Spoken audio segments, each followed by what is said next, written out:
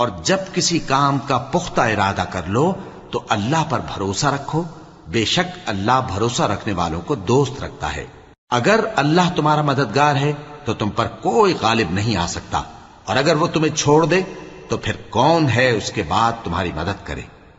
اور مومنوں کو تو چاہیے کہ اللہ ہی پر بھروسہ رکھیں، اور کبھی نہیں ہو سکتا کہ کوئی پیغمبر خیانت کرے، اور خیانت کرنے والوں کو قیامت کے دن خیانت کی ہوئی چیز اللہ کے روبرو لا حاضر کرنی ہوگی،